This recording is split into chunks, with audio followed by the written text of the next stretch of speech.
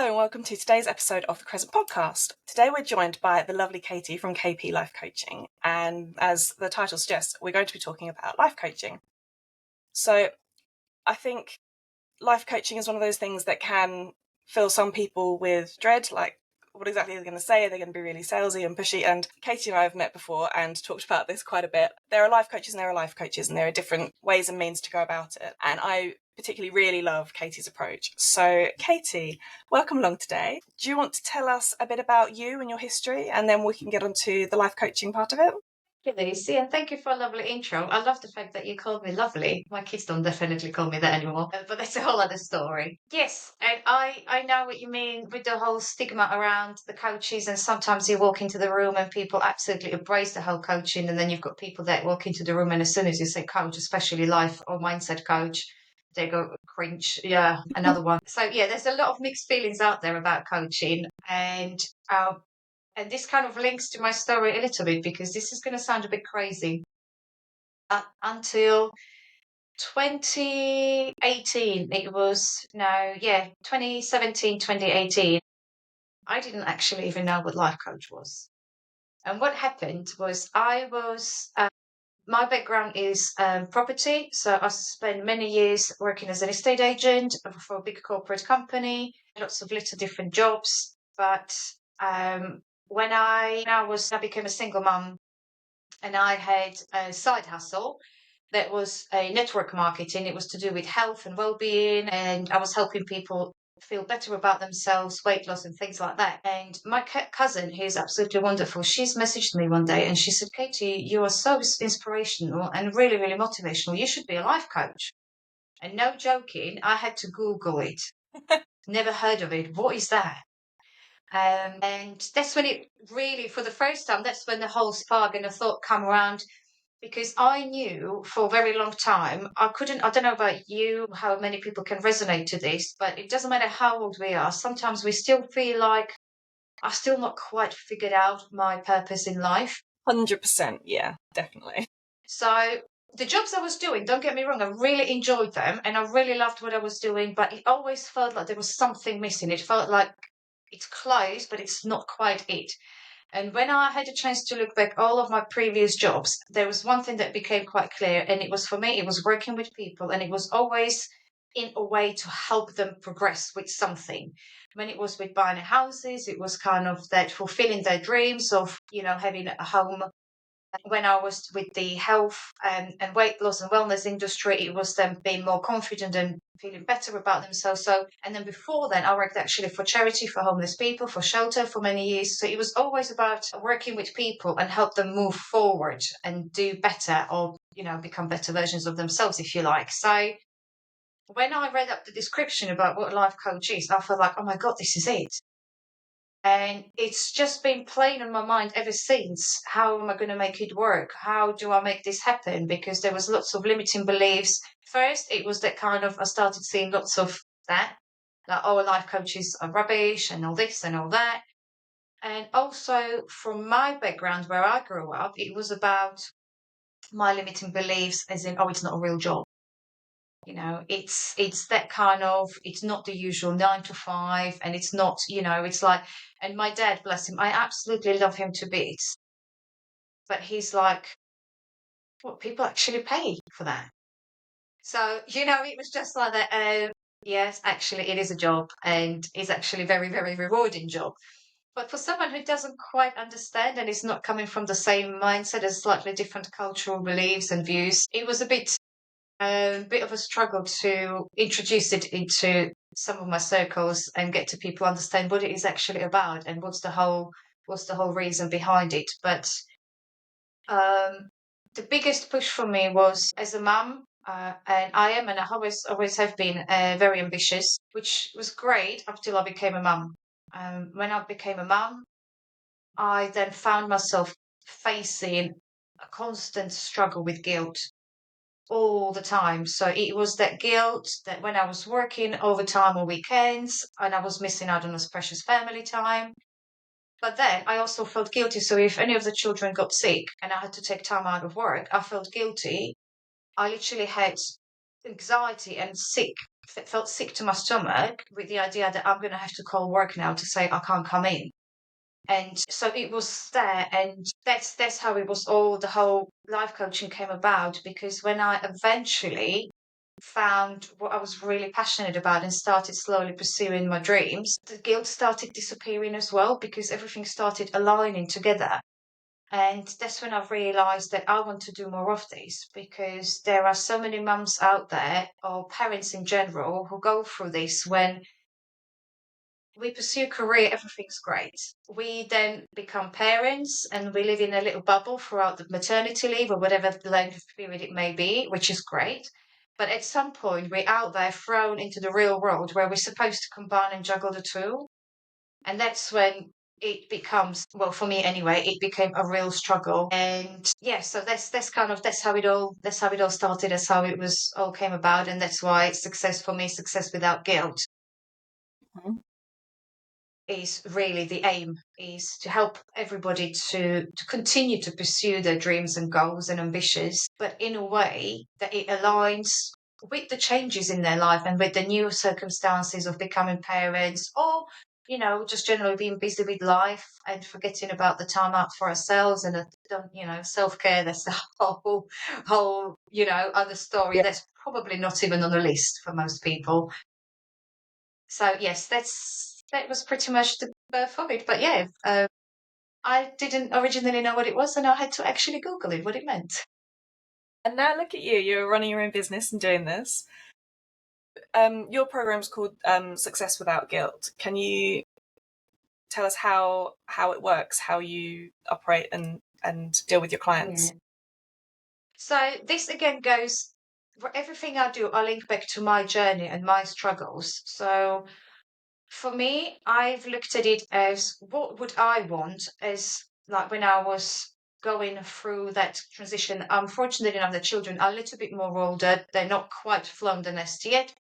Ellie, the youngest one, she's 8, and then we go 15, 18, 19, 24. So it's kind of, we haven't got young children, but when I look back when the children were little, let's say 2, 3, 4, 5, or even 6 years old, what I would need then as a support. And for me, it was, if I'd known at the time what coaching was, I still would not be able to go ahead with it for 2 reasons, because it would be time and it would be money. So this is where the whole Success Without Guilt membership was born, because I do private coaching sessions like other coaches do, of course. But for me, my baby, if you like, is the membership, because I wanted to create something that I wanted to create coaching that's going to be accessible to those mums who, and it might not necessarily be the fact that they can't afford to pay the coaching, but it's then the guilt that will be attached to paying for our own self-development. Because again, from experience as a mum,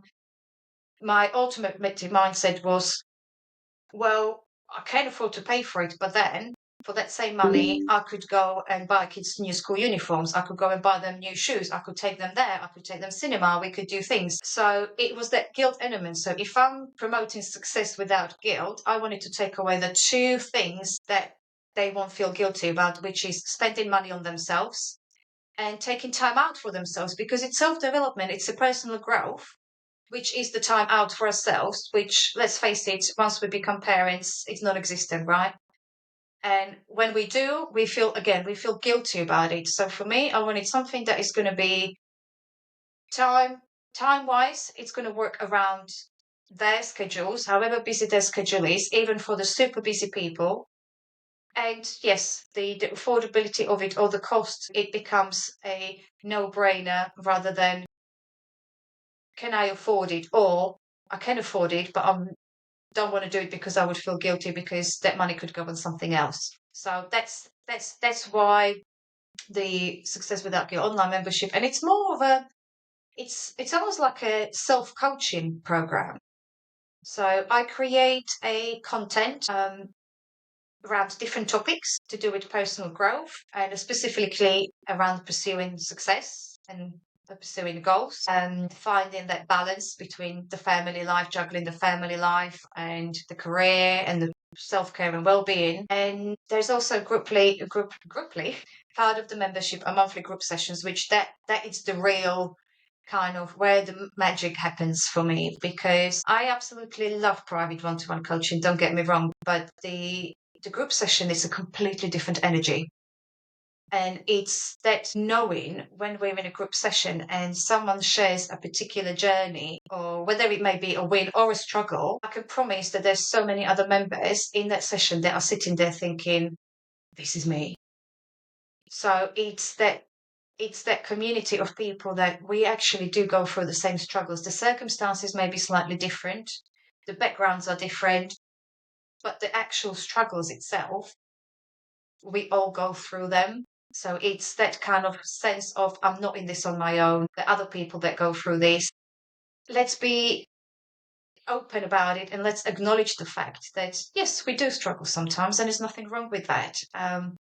Rather than pretending I'm fine. Is everything okay, hon? I'm fine.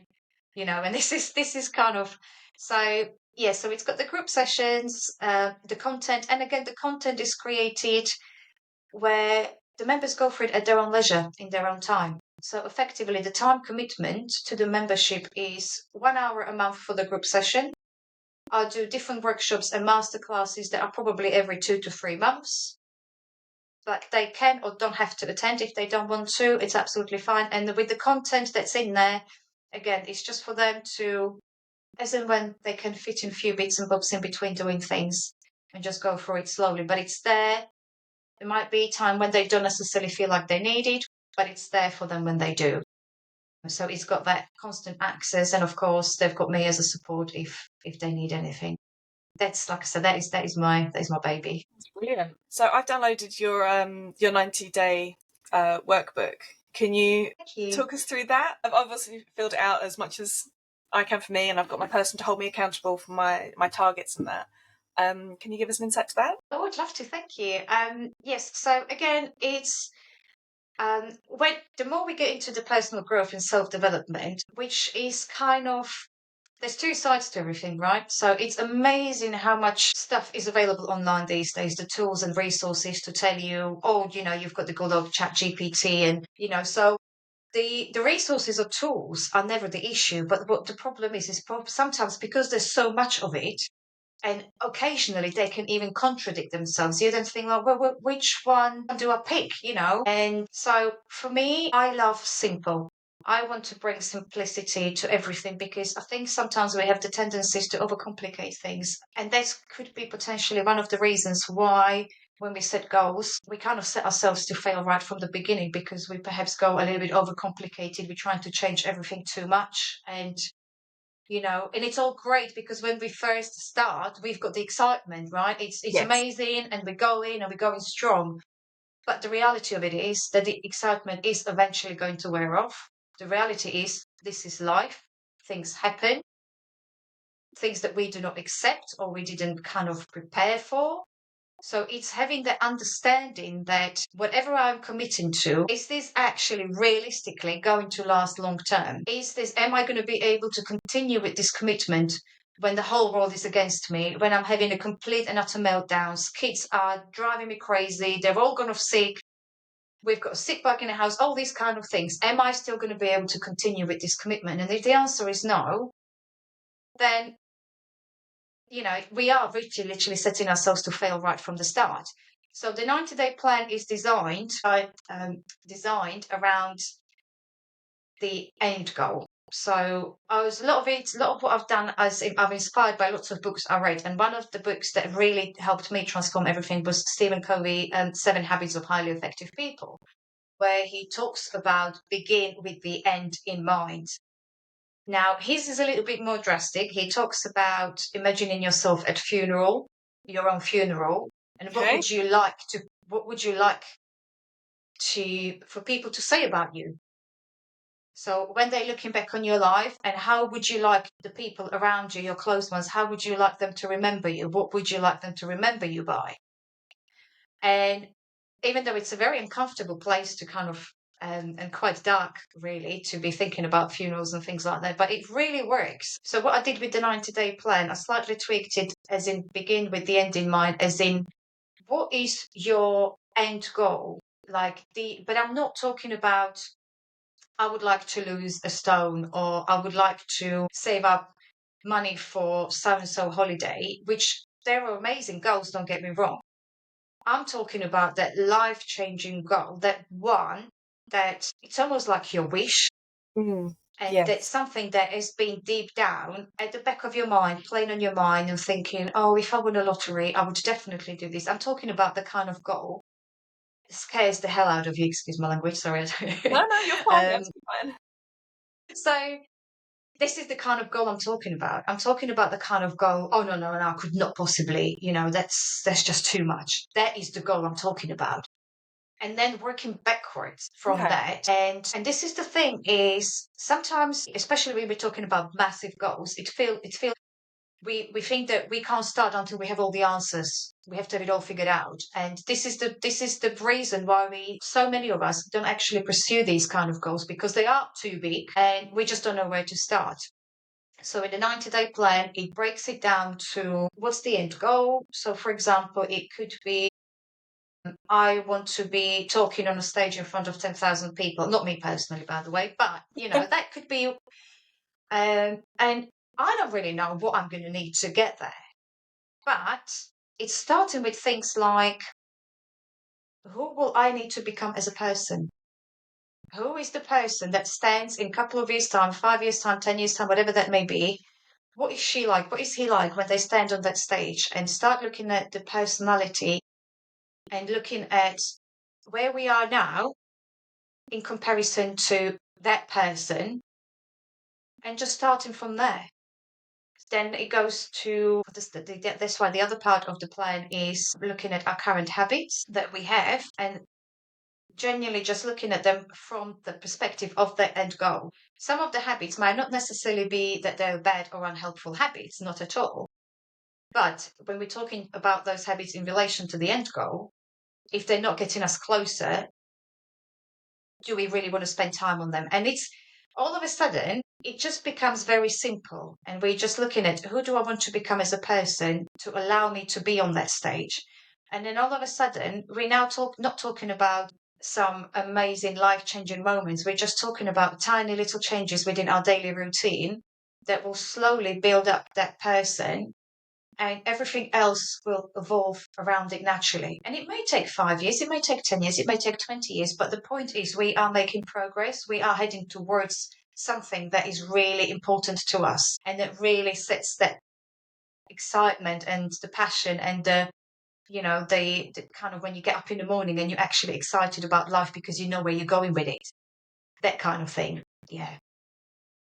So that was the aim of the 90-day plan. That's where I was going with it. And I hope it kind of comes across that way. Yeah, again, making it quite simple, just with one little change, something that we can start doing right now with what we have, really. Yeah.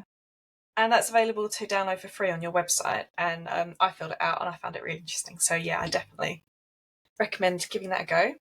Do you have any tips or tricks, apart from the 90-day plan, obviously, to getting started on your journey to success without guilt? So to me, everything is about self-awareness. Everything starts with self-awareness. So the first of all, it would be whatever the goals are, however we perceive success, is it still relevant?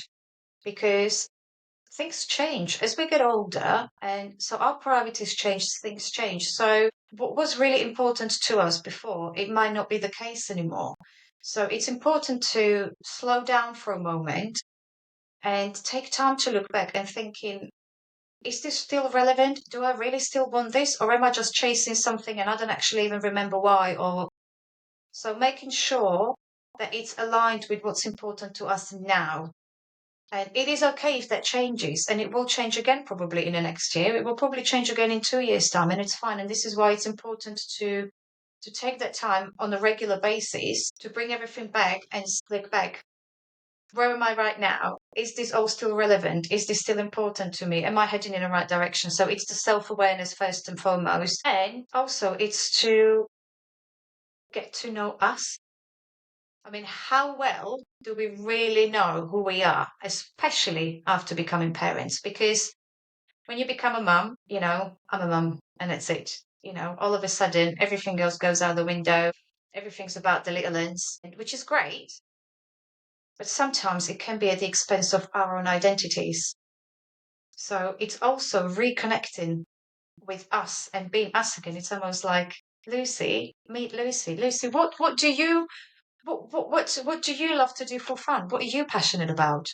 I went to a wedding a few years ago, and I'd had 2 children at that point, and it was with people. It was 2 uni friends were getting married, and so a lot of people from uni were there. I hadn't seen them for 15 years or so, and because I had kids and the kids were at the wedding, not one person asked me anything about myself apart from being a mum. And I had my own business at that point, but no one knew, no one asked, and it really struck me just how that's how I was perceived. I was just a mum. And I was like, I'm so much more than that. I've got X, Y, and Z going on. But they just see that you're a mum and it just stops there.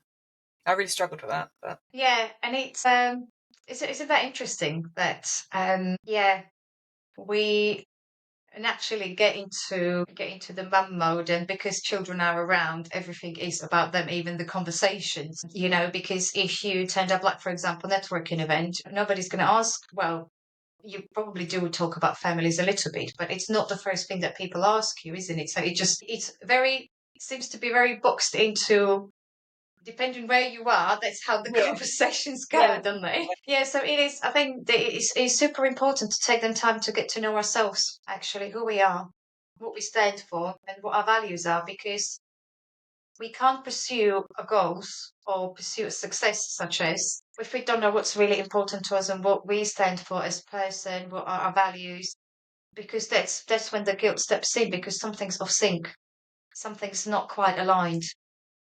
So it's just tweaking a few things and taking that time out to spend some time with yourself.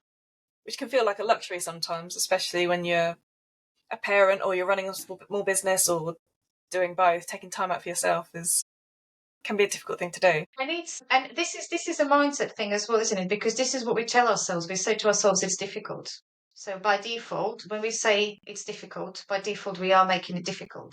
Yes, very good point. It's a lot of it, a lot of the coaching and a lot of the mindset stuff and personal growth links to, and that's this part of the coaching we do as well. We did one in our group session actually just recently when we talked about how the language that we use impacts everything, including our behavior and the actions we take or don't take. And it is things like when we say it's difficult, or when we say, oh, I can't do this, or I should do this. Language is very, very powerful, Such a good point. or can take the power away. It's so it's our choice, and it comes to self-awareness again. Yeah. It's initially just to bring ourselves to and being aware. There it is. I said it again because it is there, and I still do it. The difference is I'm aware of it when it happens. I catch myself, and I will then reframe it. It just takes time to. It's just one of those things that once we're aware of it, we know it's there. It's a bit like when we're looking to, for example, buy a new car, and all of a sudden you see that particular make and model everywhere, and it's not the fact that all of a sudden there's more of them on the roads. It was exactly the same before, but we were not aware of it. We were not focusing on it. So this is exactly the same. Once we start focusing on the language we use, all of a sudden we'll spot it every time. Oh, there it is again. There it is again.